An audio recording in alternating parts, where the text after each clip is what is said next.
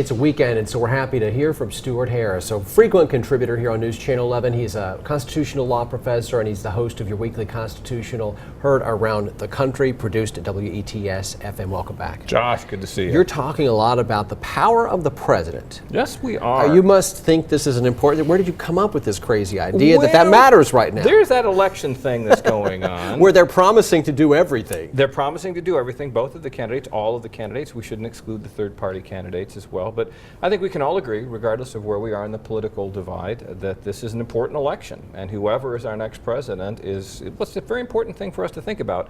So what I'm trying to do right now with the radio show is to remind people just how powerful the president is.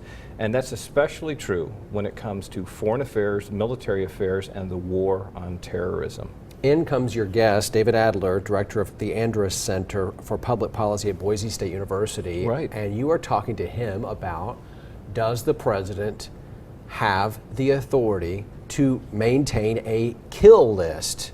First off, I don't want to be on it, whatever this list is. Yeah, don't make the president mad. Don't make him or her mad. Well, what is a kill list? The kill list is quite literally that. About once a week, I understand, I haven't been invited myself, but about once a week the president has a meeting in the Oval Office, and some of his senior military and terrorist fighting advisors come in there and they say, Mr. President, we'd like to kill this guy.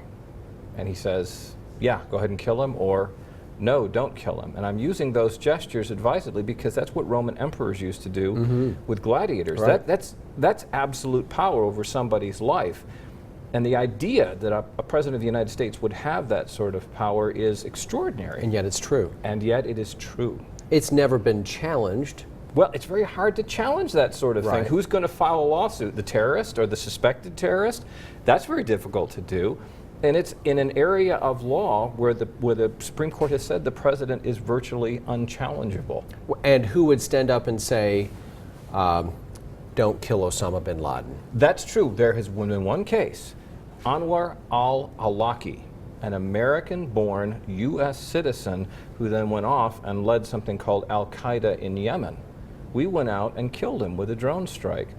News of that leaked out before the drone strike, that was under consideration. His father, who was in the United States, filed a lawsuit trying to prevent it. It was dismissed for lack of standing. The father couldn't file the lawsuit. And so it's very difficult to challenge these things. And indeed, even if it were challenged by someone with standing, the president would likely prevail. This is a scary thought. But that's within the president's power, so choose carefully this election year. You need to write a screenplay, because can't you just see it in a movie? Kill list? The kill list, yeah. Somebody's probably already done this. Probably so, probably so. Stuart Harris, thanks. It's great to see you again. He hosts your weekly Constitutional Tuesdays at 8, it's the replay, but Sundays at 3, the original broadcast is the same broadcast. It's the same. We've broadcasted twice a week. Works for your schedule. It's 89.5 WETS. Stuart, thanks. Thank you, Josh.